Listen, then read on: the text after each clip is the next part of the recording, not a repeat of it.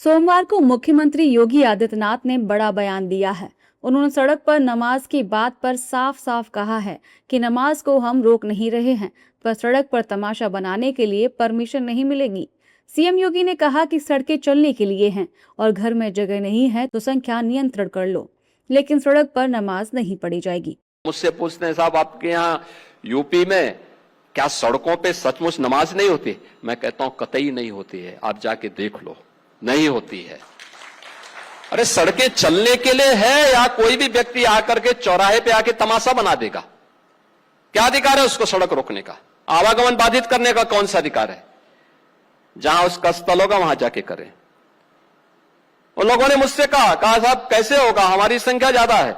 हमने कहा शिफ्ट में कर लो, तुम्हारे घर में रहने की जगह नहीं है तो भाई संख्या नियंत्रित कर लो, और नहीं है सामर्थ्य क्यों बेकार आगे संख्या बढ़ाई जा रहे हैं।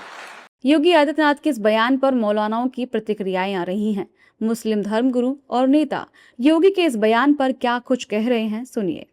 ईद और बकरीद के दिनों में जब नमाजी ज़्यादा हो जाते हैं तो इमाम चेंज करके एक ही मस्जिद में 2 जमातें, 3 जमातें, 4 जमातें कर ली जाएं। उससे क्या होगा कि रोड पे जो गाड़ियों की आमद व रफ्त है वो मुतासिर नहीं होगी, ट्रैफिक जाम नहीं लगेगा और किसी को कोई दिक्कत नहीं होगी।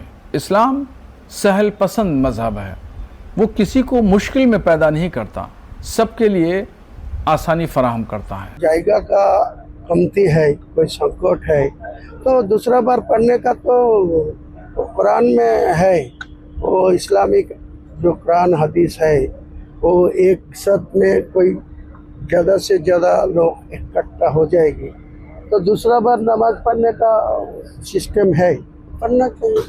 जबकि एआईएमआईएम नेता वारिस पठान योगी के बयान पर भड़क गए और पीएम मोदी से संज्ञान लेने की बात कह रहे हैं।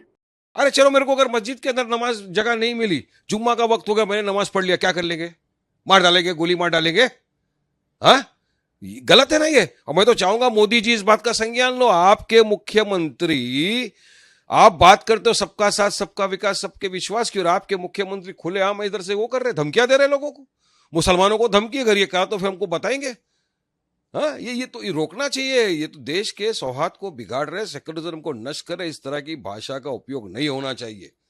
सबके लिए कानून बराबर है तो फिर सबके लिए कानून बराबर लागू होना भी चाहिए। फिर हमारे लिए ही क्यों खाली, क्यों मुसलमानों से इतनी नफरत करते हैं? मोदी जी बाहर जाते हैं, मुसलमानों को गले गले मिलते, हबीबी वल्लाह हबीबी कैफल हाल, और यहाँ के मुसलमानों को उनके मंत्री इस तरह की धमकियां दे रहे हैं।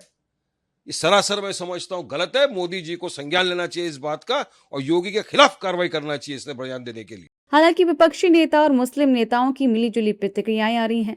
कोई सड़क पर नमाज को गलत कह रहा है तो कोई मजबूरी। दरअसल हाल ही में पश्चिम बंगाल में भी सुवेंदु सरकार ने फैसला लिया है कि नमाज सड़क पर नहीं पढ़ी जाएगी, और इस बीच योगी ने ये बयान दे दिया, जिस पर चर्चा तेज हो गई है।